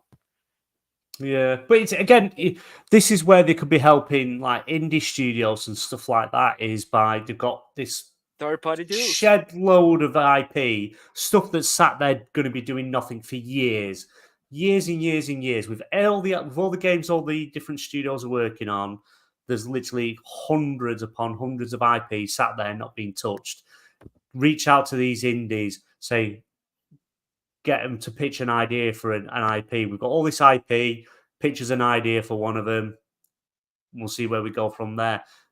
Helps these indies out, helps them get games off the ground, and gets their name known, and hopefully helps them fund their next game they make, or a different IP, or a sequel to one of Xbox IP. It's literally stuff's going to sit there for so many years, and if ever get touched, like Prototype. I'd love a new Prototype. I don't think Prototype, if it gets touched, you're talking 10 years from now before we see a Prototype game, if Xbox do it. Yeah, like there's always a chance for them to do it with the studios that they have, but I think that probably if they are going to do a new prototype, either it's going to be with a third party deal, with a third party studio, or it's going to be with that brand new studio that they open in called elsewhere, right? So like maybe that studio might bring something like that. But yeah, I do agree that one thing that they need to do more and more, since they are now shutting down the studios, and like we don't know if there's going to be any other shutdowns. I hope not. And if it happen, if it touches anyone else, like it's going to be really fucked up. Like one of the 15 studios that they got on Rare, Ninja Theory, Obsidian, Exile, those core 15 Double Fine Productions, of course, like those core 15 studios. But hopefully they are going to be doing like a third party deals in, just like they are doing with Crash Bandicoot and Spyro the Dragon with Toys for Bob. Now that they are independent, they already reached an agreement to do a new game, and or with the Lila Studios on on Battletoads. Like that was an IP that they haven't touched for like 26 years. Here's And gonna. like, I've got an unpopular opinion, right? I think with all this IP they've got and multiple things they could publish out, I think they should give something to PlayStation for a PlayStation studio to work on and put their magic on it. It'll be multi-platform, but it'll be developed by a PlayStation studio, published by Xbox. no, but the thing is that PlayStation would never agree to that. That's the issue. Don't know. It depends. There's a lot of IP there that has always been exclusive to PlayStation and nothing else. I think if you literally said, right, here's all the games we've got sat doing nothing and not working on, pick a studio, pick a game, we'll publish it, you develop it, we'll take the brunt of the costs, goes everywhere. I think PlayStation would take it. And I would love to see PlayStation work on one of them. Yeah, I would love to work on Prototype. They wouldn't. I don't think they would do it, because the same way as PlayStation didn't want to have like Game Pass on PlayStation, why would they allow for, okay, we are going to work on your IP and we are not going to be able to exploit it the way we like to do it? No, no. Oh no, it'll never happen. I'm just saying I'd like it to happen. I would love to see Sucker Punch do Prototype free, because when mechanics and stuff they use for Infamous and Infamous Second Son, amazing, absolutely amazing. I think with Prototype they could do something amazing with Prototype, because it'd be published under Activision, not Xbox Studios. No, but it doesn't matter. It continues. I know, but it's one of the things that would never happen. But I think if they gave any IP to PlayStation to work on, if they ever could work on a deal or something like that, I think it'd be gold. It'd be like having a unicorn taking his shit on your front lawn and it comes out like gold.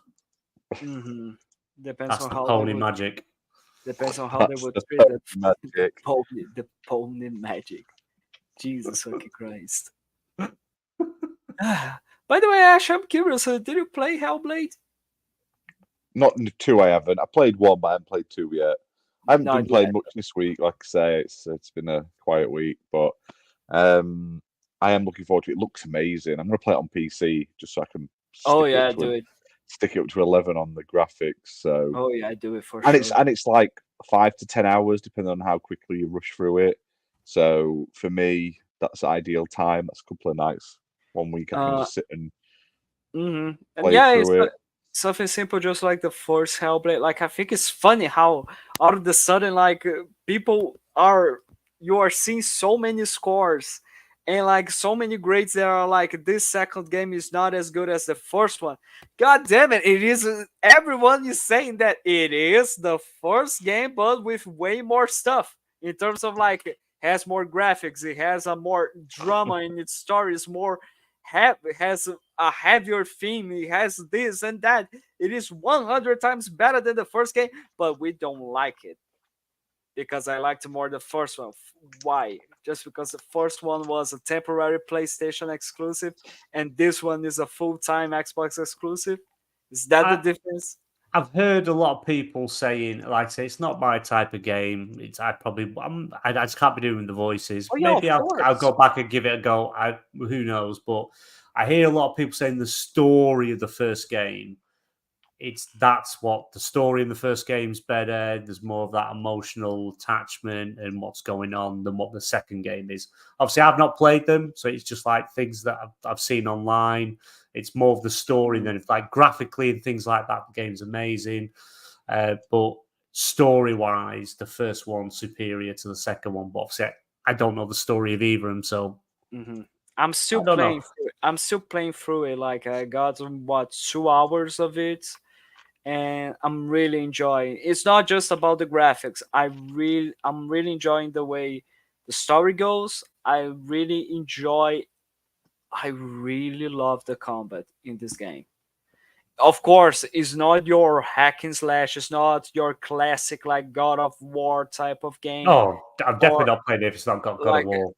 it's not equivalent to, I don't know, you get a Skyrim or something like that. It's not this type of combat.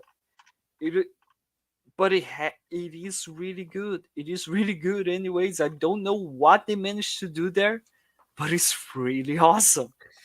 I think Or you at least find, to me. yeah, but it's like you get a lot of people that expect when a sequel comes out, it does everything differently. Look at God of War, God of War 2018, amazing game, absolutely brilliant. The second one came out when they first showed like teasers of that of it. People were kicking off. It was using the same boat mechanics, and it's like you're getting in and out of the boat the same way as you did the first game, and it's that why if it's not broke, why try and fix it? They've made Yes. don't get me, the first one looked amazing and stuff like that from the brief time I played it, which was very brief. But it's like it works, how it looks, how it plays, how it feels, how it sounds, the voices. You're just continuing that game, but it's looking better. Combat's evolved, and it's forwarding the story. So it's like, why does it need to dramatically change to something different because it's a sequel? It's like everyone expects a sequel to something, everything has to be different. And it's like, why? The game, they've improved the combat, as you said, they've improved the combat. The way they do the voices, that's improved. And obviously the fidelity of it and how the game looked is amazing. It's hard to tell where it's cutscene to gameplay.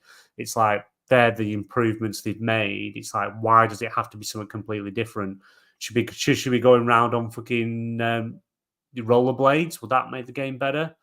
Move faster on rollerblades or something like that, or Like maybe she rides a donkey or something. Would that make it a whole new experience? It's just people's expectation. It's a sequel, so it should be completely yeah, different. like I do understand the argument that you are all saying in terms of the different expectations, and I do agree that everyone is entitled to their own opinion, and like everyone can enjoy a game and everyone can not enjoy a game. Like anyone can do that, because this game, of course, it isn't for everyone. I would say that if you enjoy the first game, you are going to enjoy even more the second one. Like, can you highlight Luke's two comments here in terms of like, so I do understand why people might be disappointed with how little it involves. Like, I do agree with that if the person is being reasonable, but like when you take into consideration that there's one like media outlets that for the first game it gave a 91 Metacritic score, and for the second game is given a 45 Metacritic score. I just don't understand, like, because this game is not worth like it's worth way more than a 45. score. I'm not saying that like I'm going like it's destroying my enjoyment of the game. Like everyone, please do not let scores determine if a game is good or not. But there are some, while there at the same time there's a tons of people that are either just normal people or are media outlets and just gamers like that really enjoy this game or that don't enjoy much that game but gave it a fair chance. There's clearly some people that are trying to say and bring a bad narrative that the game is bad, the game is worse, this is not what it was supposed to be, you destroy Ninja Theory, you destroy the game just because it's now under the Xbox umbrella. Like I just think it's so bizarre how you can like My question is though, right? it's Why really do you care? Like, who cares? Who yeah cares what it's scored? Just play the game. yeah Like, I know I I don't I'm just not don't sa- get I, it. I'm not saying that I care. It's just because I'm just saying that I think it's really bizarre how some people are reacting to this and I'm like why are Yeah, you reacting to this like that like oh this game is there was literally like a Metacritic score that is going all over the internet saying like why was this sequel made and you're like what the fuck yeah. what, I can, what I kind of can. comment is that? No, see, there, there's game. a media outlet that decided to make a comparison of this game with Stellar Blade for some reason. Yeah, I could sort of understand like review wise if like Game Pass has changed things a lot and like PS Plus has changed things a lot. It used to be, if you were going to buy this before Game Pass and stuff, and you're going to buy a game, you sort of want to get a sense if the game's good or not. You might be really interested in the game, but you don't want to end up spending a lot of money on a game because they're expensive and you might be only able to afford like one or two games a year or a month or whatever. And you don't want to waste money on a game that is actually rubbish. So it's good to get different opinions, go to the people you trust, who you watch and things like that and see what they say. But with Game Pass, it's like, whether no matter what the Yeah. review is, you can try it out. I Yes. liked it back in the day when you got your magazine each month with game reviews, and then you just went down to your local Blockbuster and rented it.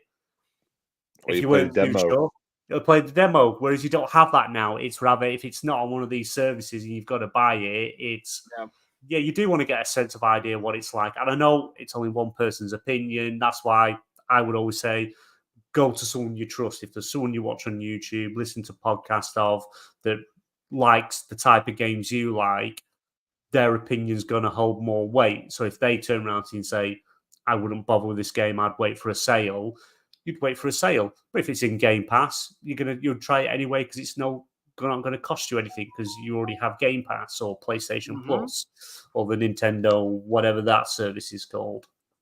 So yeah, if you're one someone that doesn't have Game Pass or PlayStation or anything like that, and you just buy your games and you only get a couple of games a year, yeah, reviews hold more weight. But again, go to the people you trust. Don't just go to IGN because they're one of the big. Well, probably now they are the biggest game Media outlets media outlet ever. in the world. They've just bought all them. Was it today or yesterday? They Yesterday. just bought all them smaller game Yeah. publishing magazines, Not reviews, even that websites. much smaller though, like Yeah, Eurogamer and stuff are quite yeah, big. yeah. They I just mean, bought all them now. they acquired Digital Foundry for what I saw as well. Yeah, it's insane. So, but if there's people there that you trust, as long as they're going to be reviewing a game that you trust them to give for their opinion, then yeah, it's going to help. So the reviews are important to the extent if you're not like us, if people aren't like us in these subscription services, in like a finger on the pulse, so to speak, and you just buy games, yeah, you're going to look at reviews and review scores, just get an idea, is it worth your investment? Like if Hellblade 2 was a $70 game, wasn't in Game Pass, knowing it's only 6 to 8 hours long, and it's pretty much the same as the first game, would you spend that amount of money on it, or would you wait for another game you're looking forward to where you're going to get a longer experience? Not just that, but you would actually trust more of the reviews of media outlets if the game like was not on Game Pass and it was $70. Yeah. Like if you have the thing that is really interesting about Game Pass is that you are not dependent on, let me see what the Metacritic score for this game is, or let me see what this media outlet is saying also about this game. Like you can literally get a game that is really good, and you might find it bad, or you can get a game that is really bad and you might find it good. Yeah, but it's just getting an informed opinion to help make a decision when you'd go for it or not. And obviously now, like nowadays, It everything hasn't. with YouTube, of Digital Foundry hasn't been acquired. Wait, what? Wasn't there a thing that was related to Digital Foundry about this acquisition as well? And then the guys from Digital Foundry said that nothing's going to change with it for us or something like that. Wasn't there something like that? Well, I I, can be wrong. No worries. I don't know. But Sorry, Dan. yeah, My bad. but it's just hard. You just depending what a game costs, if it's in the subscription service or not. Reviews do come in handy for some people. Whereas like whether it's got a good review or bad review, if it's in Game Pass, it costs you nothing to try it and then form your own opinion. It's just whether, depending money situation, how much income you have of spare on games, is what's going to be worth your time. And I think Muppet said Hellblade 2 is £50 due to being digital only. That's a lot of money still. And if it wasn't in the service, I'd be looking at multiple opinions and things like that to figure out, is £50 for 8 hours of my time going to be worth it? A game that I could complete in a day and a half, maybe 2 days. So just to make everyone stop moaning about the Hellblade stuff, it currently has the same Metacritic score as it does on the PS4 original game. 82. So, right, 81 was what it got 81. on Mhm. PS4. So, like, it's not the end of the world. Do you know what I mean? No, it isn't. It isn't. It is. And even if it was like scored at a 70 at Metacritic, like I honestly stopped caring about Metacritic a long time ago. Like the moment I got Game Pass and I tested out like Halo 5 Guardians, Sea of Thieves, and State of Decay 2, I played those games and I got my own opinion about those games. And like, yeah, why would I care about what Metacritic says? Honestly, it's just because it's really funny how there's tons of people that are actually like giving more credits to scores than to actually being able to play. It's like you can play the game. You don't like play the game on Game Pass. But I don't have an Xbox. Play it on PC, but I don't have a PC. Play it on your goddamn phone then. And if the game comes to PlayStation, then play there. Yeah. And I think we'll see it come to PlayStation. I think you're going to sort of do what PlayStation's doing at the moment. I'm not saying every Xbox game's coming to PlayStation, but a lot of them are.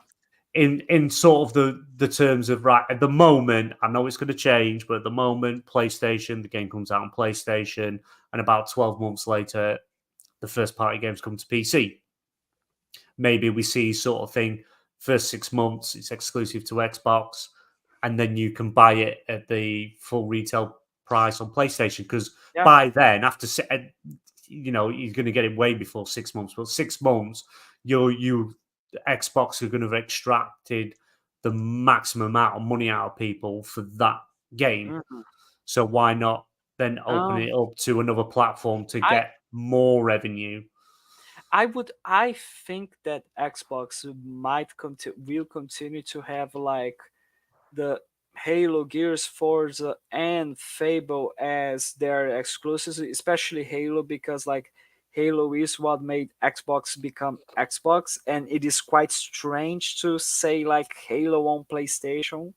But I'm not going to like discard the possibility that it might happen.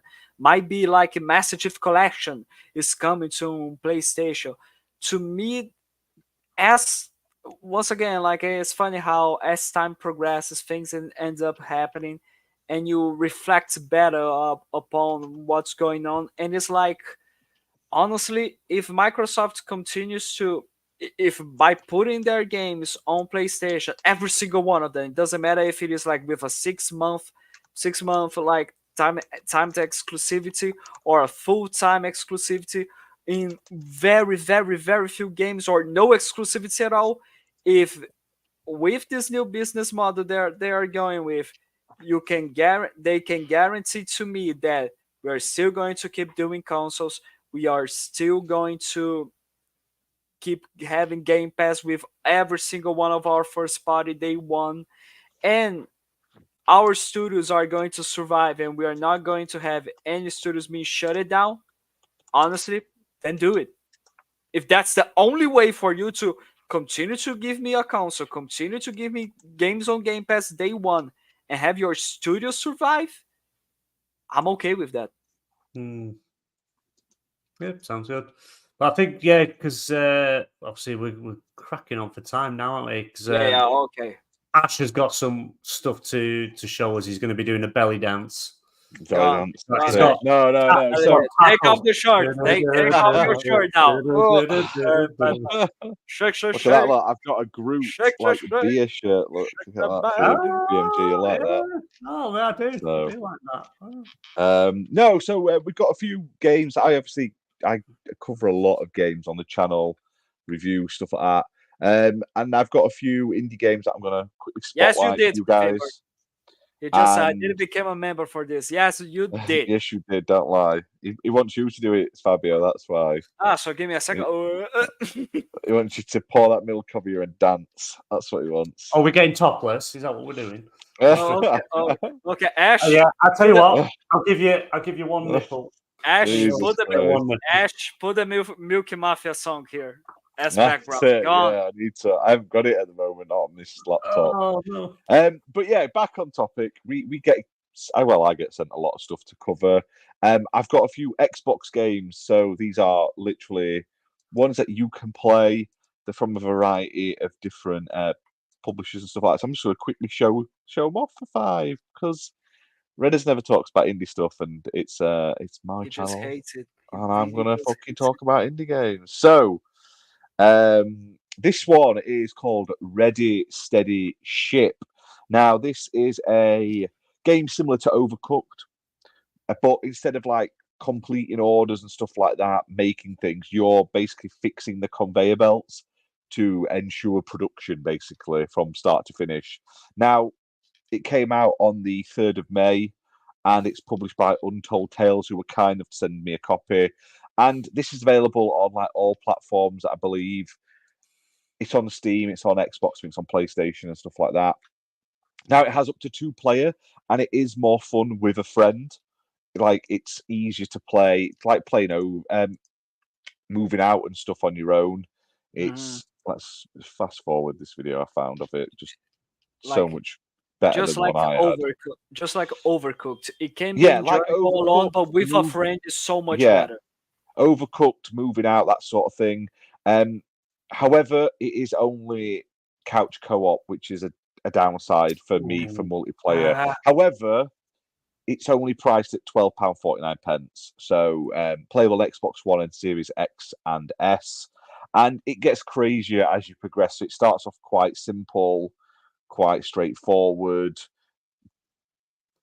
They get weirder and wonderfuler. They get more complex, the layouts and stuff like that. You'll end up having to have like things pushing like luggage around and stuff on top of it. You even get to drive forklift trucks around later on as well, which is cool. So it's fun. I wish it had online multiplayer. I feel like the online multiplayer would add to it, but like I say, the addition of like the forklift trucks and the cranes and stuff like that are in some of the later levels, it adds a lot of variety, and the controls are quite simple from the get-go. So this is a very fun little game. Highly recommend it if you've got friends. If you haven't got friends, maybe. maybe not. It's not as enjoyable on your own, but definitely fun. If you like the sort of Overcooked, those sort of things, then this is definitely one to pick up. £12, not bad at all. Not bad at all.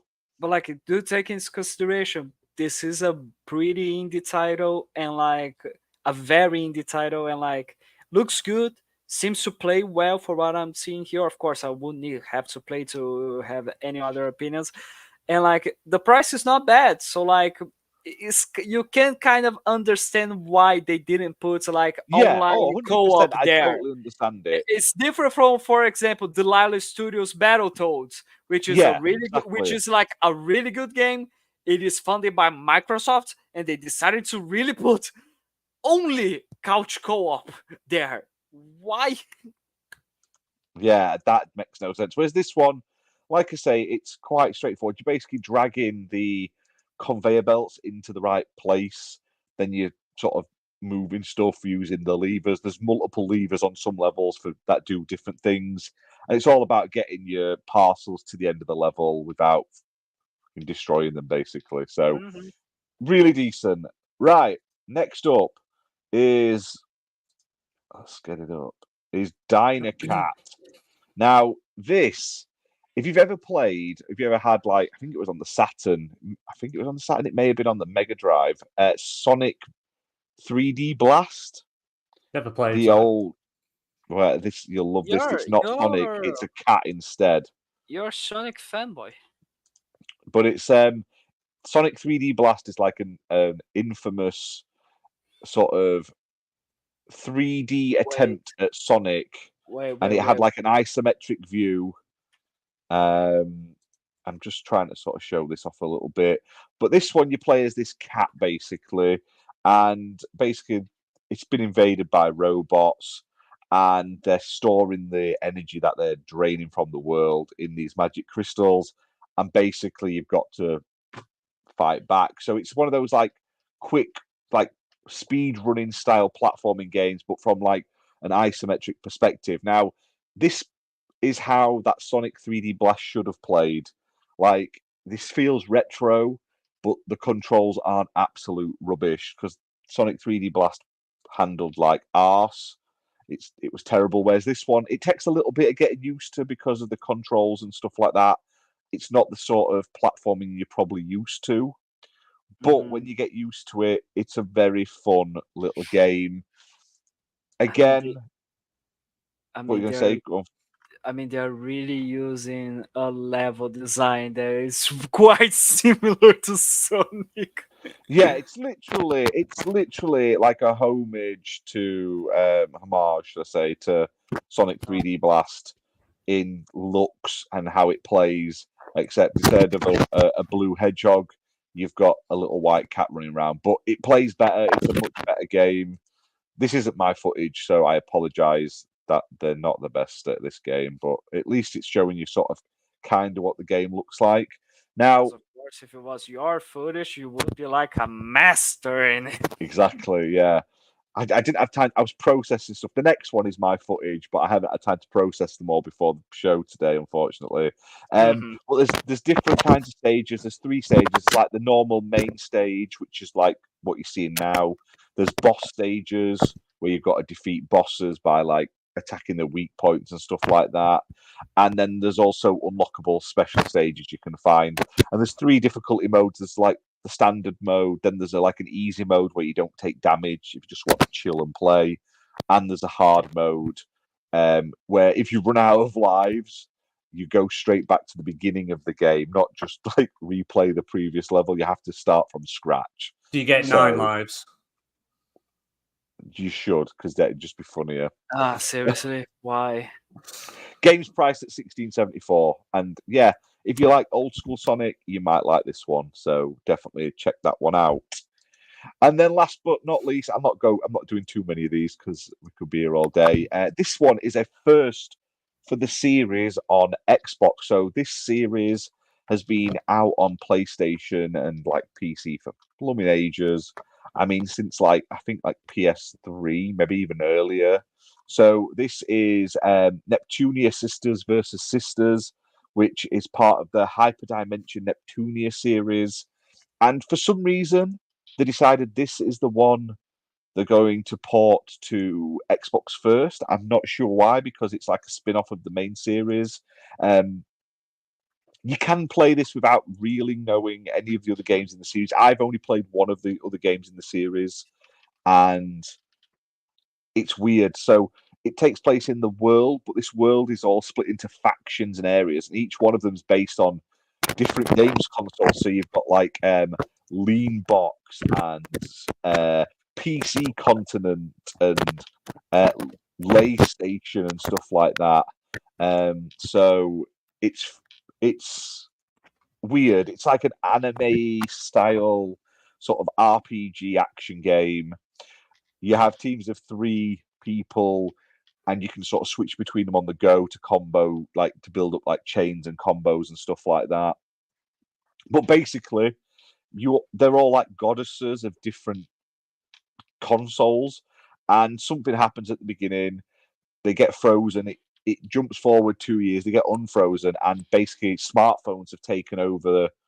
Like this smartphone sort of taken over, and basically, this game is a handheld versus mobile phone plot.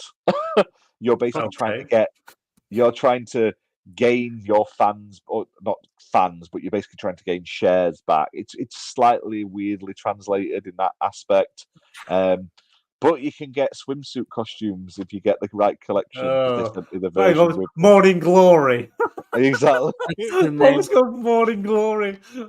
But this is from publisher Idea Factory International. I played this on PlayStation 5 because when I got the review code, it wasn't out on Xbox. But the exact same game, it's exactly the same on Xbox. And yeah, this is the first one of the series. There's tons of them. There's absolutely tons of them. It's like an RPG game. It's full of like the anime girls in like robot and skimpy outfits with massive swords and weapons and stuff. Each character has different type of attacks. Like there's one's a sniper, one's like a get in there and fight, one's like a mage, that sort of thing.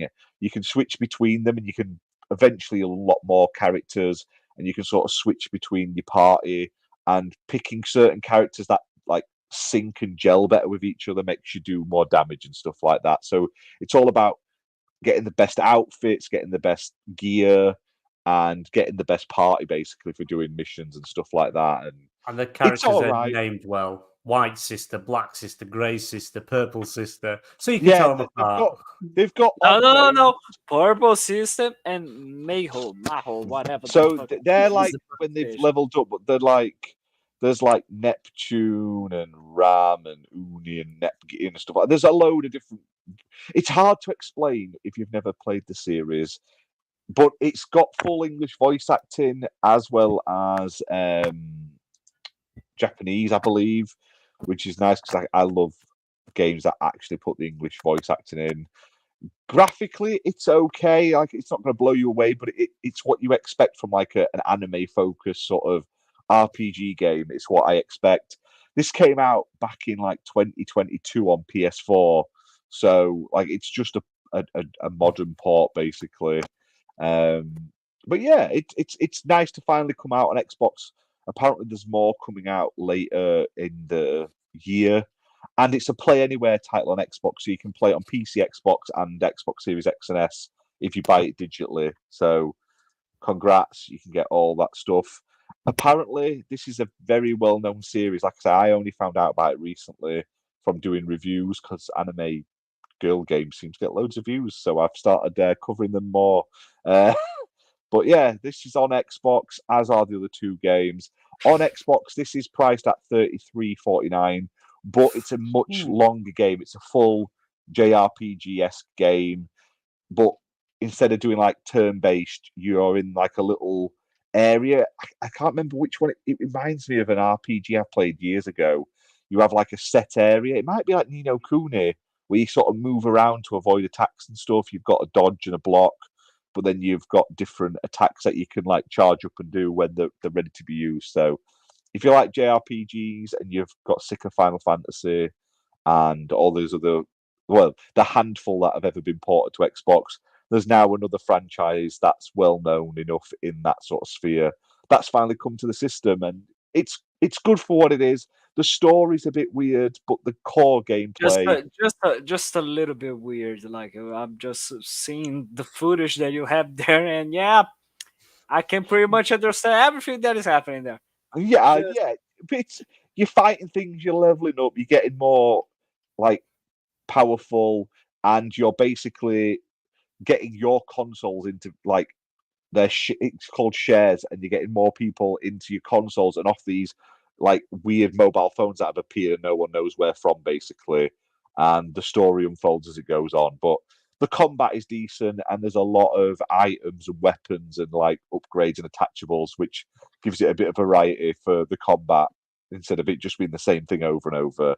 But yeah, there you go. And it's got like lots of like anime intros and ending music videos, like with like actual decent rocky music and stuff, which is cool. So if you like anime, you like anime girls, and you like JRPGs and stuff, and you like console wars, technically, the other one I played was basically a consoles war JRPG.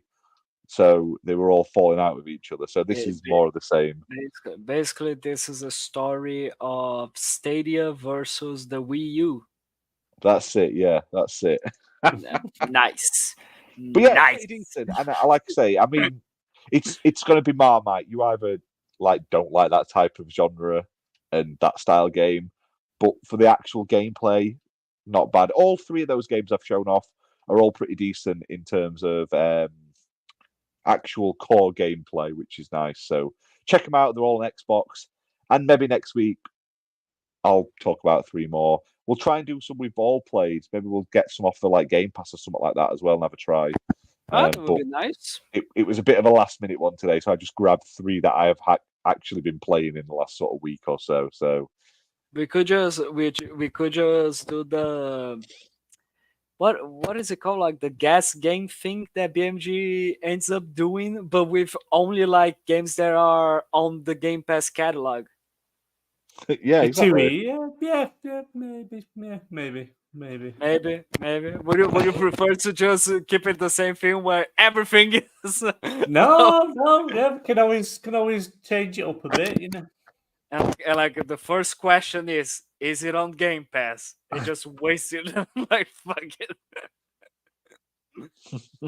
Oh, God damn it. But yeah, that's it. I think we'll call it a day there because it's been over 2 hours now.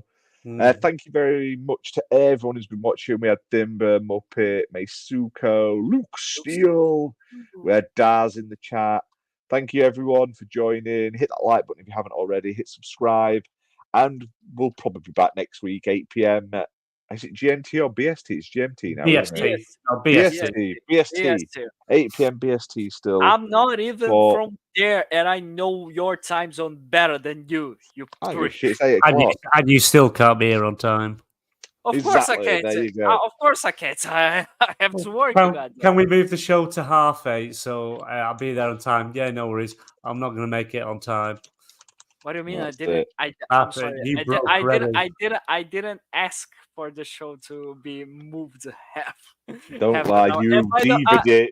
You had it in your I just want to. Okay, and so we are going to completely forget last week where we are going to do a show, and then all of a sudden, BMG, sorry guys, I have to work at Nash. Guys, I'm really knackered, and we decided to cancel it. I can't help it. Work comes in last minute. It comes in. I can't turn work down. I've got to put food on the table for my No, kid. you don't. I do. I've got to work my little butt off and earn the pennies. Taxi driver. No, right, we're going. I'm tired. I'm sick of your shit. Let's see you next week, guys. Bye. Hail Satan.